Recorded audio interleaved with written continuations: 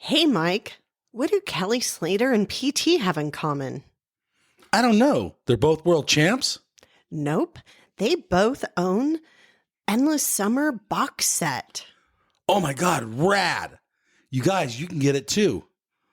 The link's in the show notes.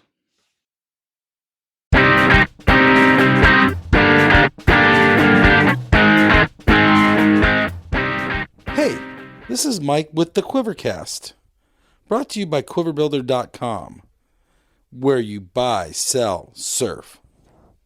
Hello, everyone. Hey, this is Mike here at Quivercast. We're going to go straight into it this evening with my buddy Mark from Oceanside. Hey, Mark, how are you tonight? Good. Thanks for dropping by. Yay. You know what? I'm excited about this interview. I bet you are. All right. So the first question I got for you this evening is, we know who you are. You're Mark from Oceanside. And you've been in the water here for how many years? 1980. 1980. You've been surfing Oceanside since 1980. And your son grew up surfing here also? Correct. You brought him around with you? Bryce Carrier. Bryce Carrier has been in the water with you since 19... When did he start surfing? I think when he was 11, 12.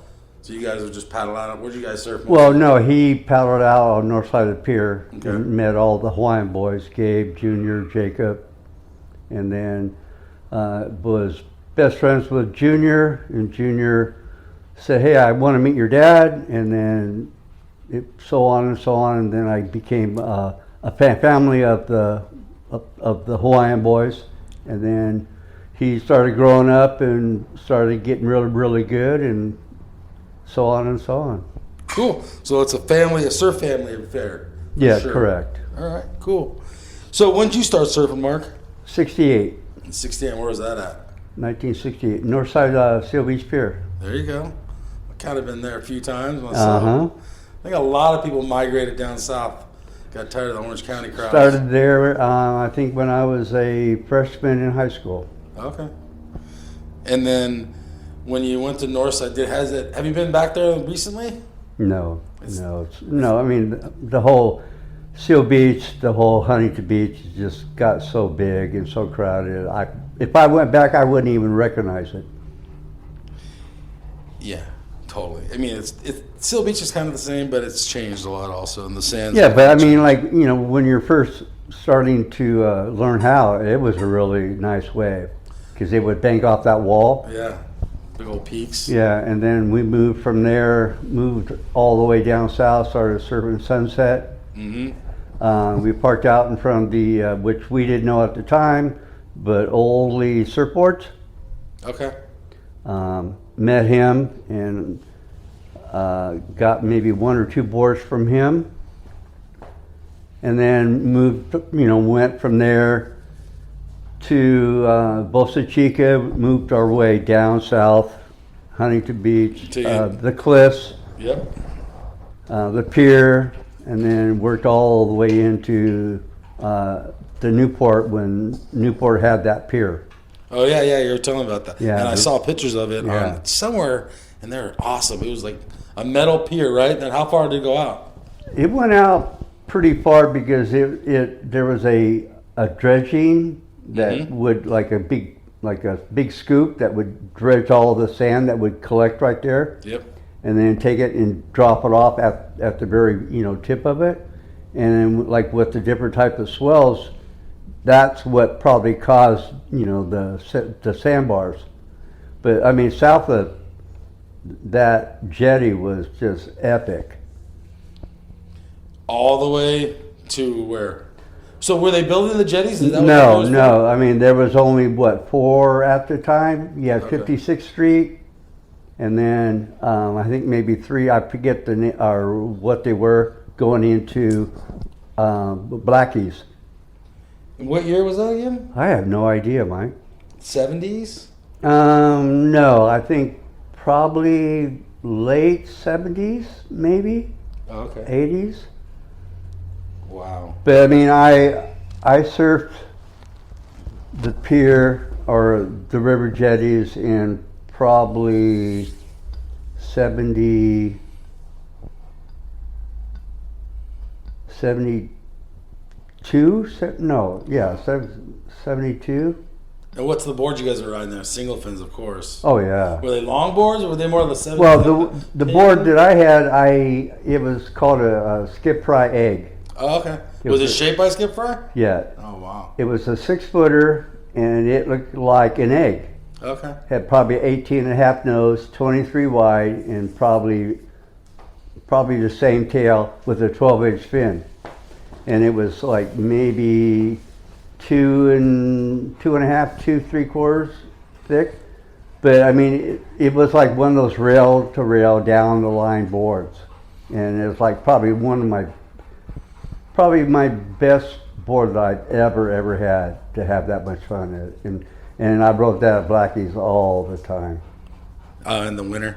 So how were wetsuits back then? We didn't have any.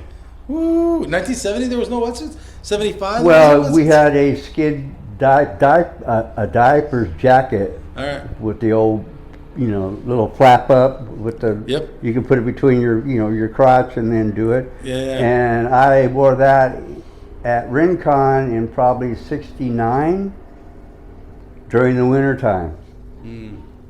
And you could only, maybe I survived maybe 35 minutes and then got out and then thawed out.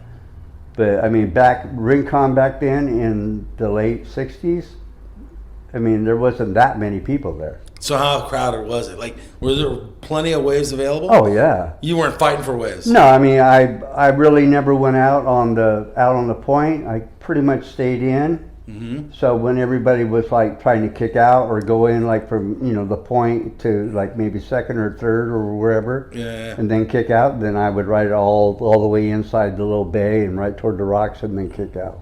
Wow. Many people wish you could do that today. Well, I mean, yeah, but I paid my dues. I froze my butt off. It was friggin' cold. Yeah, technology on wetsuits was not there. No. For sure.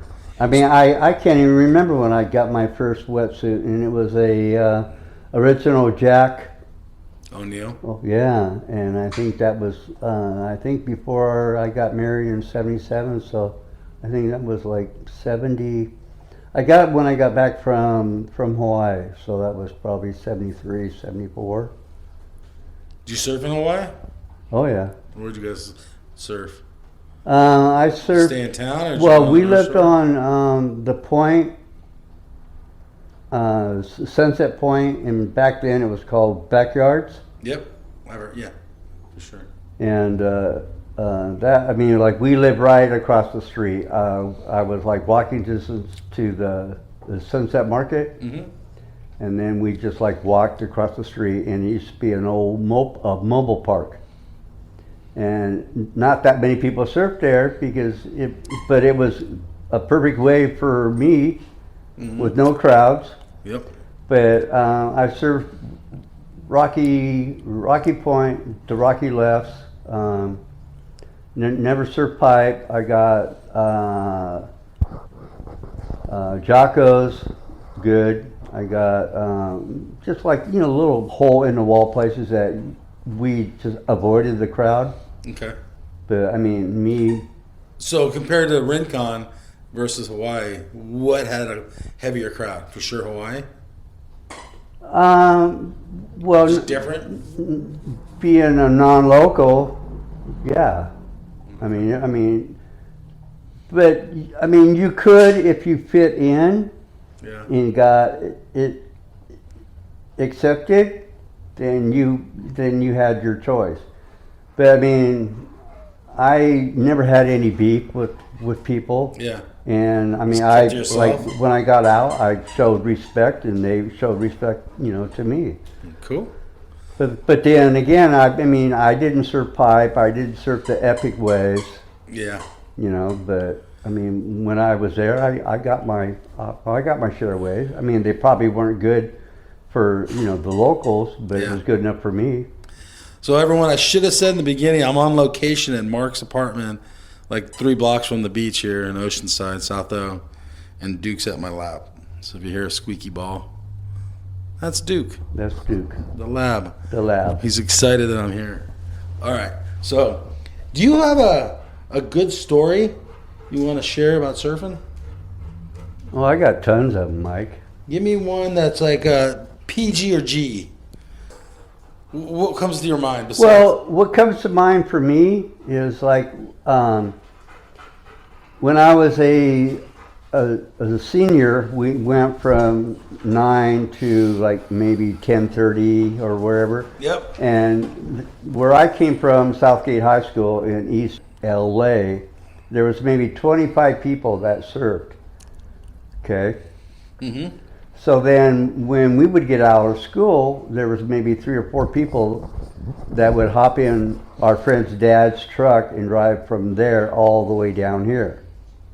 And I can remember one epic day. We left. We got down here about 12:30, and we pulled up to Beacons.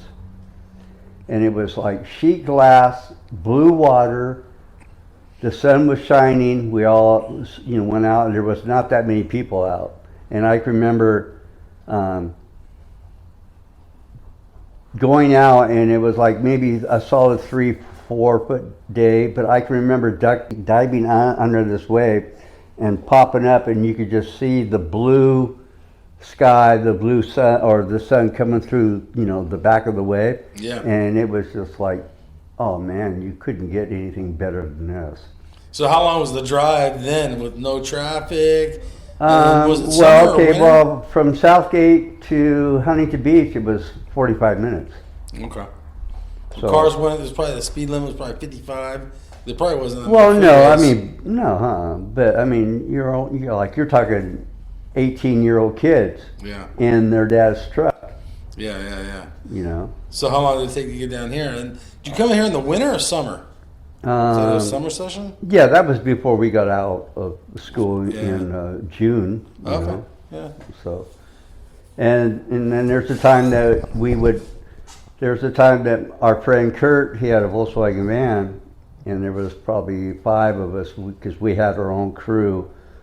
John, Pearson, Tim, Derek, Billy McDonald, myself, and we went up to the ranch area. Ooh. But we couldn't get in because there was a guy at the guard shack. Okay. So somehow we got in there, and there was like a security guard that would patrol the area, and he stopped us, and we had a friend that worked at a liquor store, and he got us a case of beer. So he found that beer in the back of Billy's dad's truck. Mm-hmm. He lined us up on the curb and made us each, like going down the line, take every can and pop it and pour it down the gutter. But then after what I can remember that day, after that morning, that after we spilled all the beer out, I forget where we surfed. I think Drake's. I think maybe. Okay. I've never surfed there, but. But it was a really, really good day. I mean, without any beer or whatever, but the waves kind of No beer. I mean, that was the whole idea: go up there and spend the weekend and Drink some beers drink and some surf. beer and surf. So. That's like every kid's dream. Well, yeah. Not necessarily a kid, but young. Somewhat of a young man. surfer at 18. Yeah. Yeah. So we're going to change directions here, but I love that story. And so now we're going to get into what you got in your room as for boards. So what's currently under your feet today? What's the board you having that you're? Right now, I mean, I have a 9.4 chem. Okay. Single pin square tail. It's kind of between a nose rider and a like a step deck. Mm-hmm. And then I'm having one in the process. I should get it this week. A 9.2 round pintail, single pin. Okay. Shaped by who? Ian from Icon Surfboards. Okay. All All right. Well, those sound like two good boards, and they're perfect for Oceanside. But I mean, surrounding areas. before I started to get old, I used to ride the thrusters. But I haven't been out in a long time, so I just wanted like a couple boards so I could just cruise. Yep, and totally get it. You gotta have cruising boards. But I mean, like if you're an ex-surfer and you don't have any boards, you feel naked. So I totally agree. Which leads us to, I think you touched on it earlier, but you can touch on it a little bit more, is what was your favorite board of all time? Which you said the egg skip fry? The skip fry egg, and then I had probably, the board that I took to Hawaii was a Robert August? Okay. He shaped me a 7.6, kind of like a single fin round pin. That was 7.6, okay. That was before the thrusters came out. Single fin, right? Yeah. So did you ever get into, how'd that board work in Hawaii? I thought it worked good. Okay.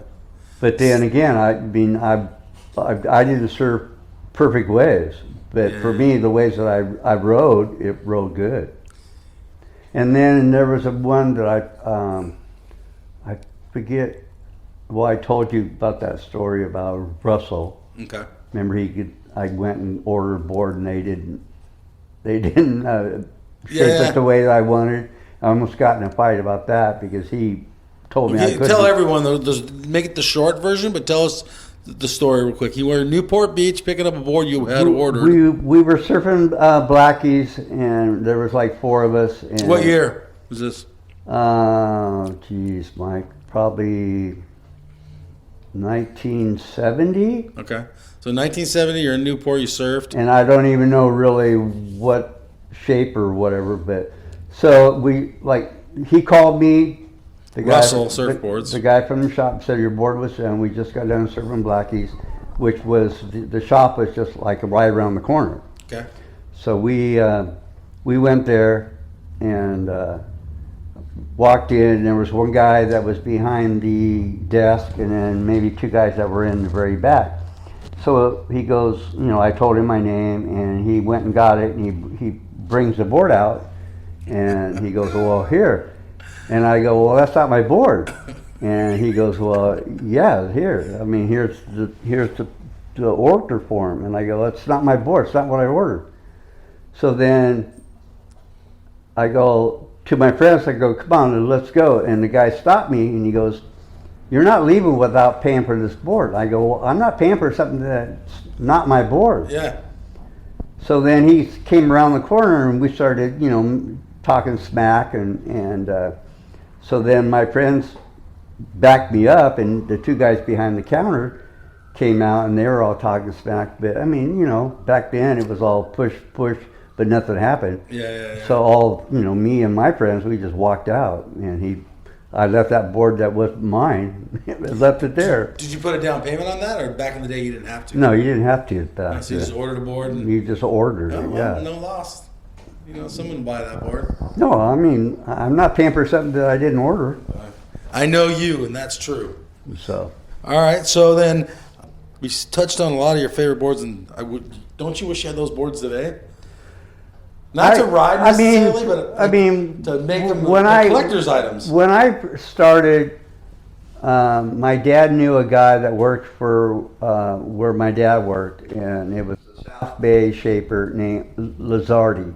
Okay. He shaped me what I thought was, my first board. It probably was probably a piece of shit, but excuse me, but I was proud of that. That's what I rode at. How many years you ride that board? Maybe 1 or 2. Oh, really? Yeah. I would figure back in the day you held on to those boards. You rode the same board till they were done. But God, if I had the money to all the boards that I, had shaped or buy them. Oh, I wouldn't be living in this apartment. That's for sure. But I've had Sunset surfboards. I've had Harbor. I've had every iconic names in the surf world. Yeah.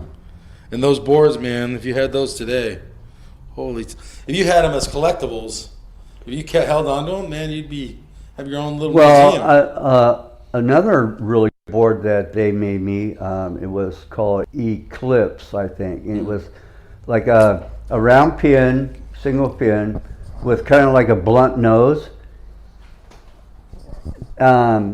pretty wide in the, like 23 wide, Yep. pretty wide tail, but really pulled in. But it was like almost not like a round nose, but it was like a dolphin nose type board.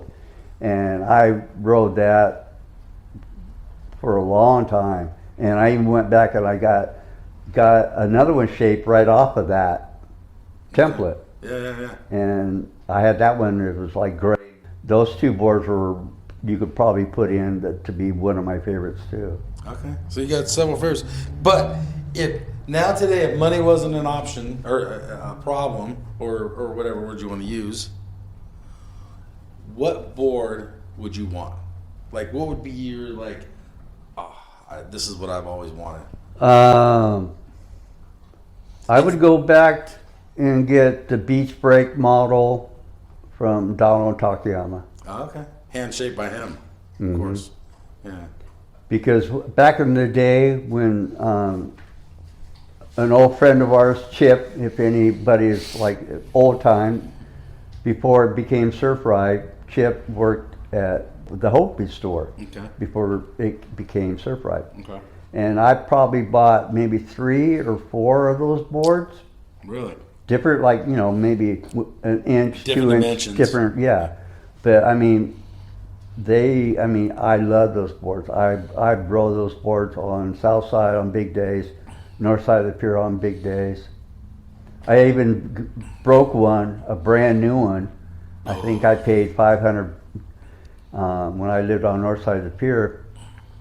My Hawaiian friends were there, and I went out and I duck dove underneath probably a pretty good, like maybe a 6-foot wave. Yeah. And the lip hit me on my back, and it put enough pressure that I broke the board with my knee, because I used my knee to duck dive. Yeah, push underneath it. Yeah. And it snapped it. And wow. You came up all PO'd, I'm sure. I mean, I look back and I see, half of the nose washing up to shore, and here I am holding on to the tail, a brand new board that I just waxed for the first time about 5. So you never even caught a wave on it? No. Wow. So I just like jumped on what was left of the tail and rolled the tail in, and then sat there and cried and pouted, and it was like I spent $500 for nothing. But oh well. All right, everyone. So there's our interview with Mark Carrier from Oceanside, and you guys, he's kind of like the honorary mayor of Oceanside. Everyone knows him. So I appreciate it. Thanks, Mark, for doing the interview with me. No problem, Mike. Thank you. And we'll see everyone on the other side. Thanks again for listening. If you like this episode, give it a thumbs up and hit subscribe. And don't forget to visit quiverbuilder.com, where you'll find your next magic board. I'll see you in the lineup.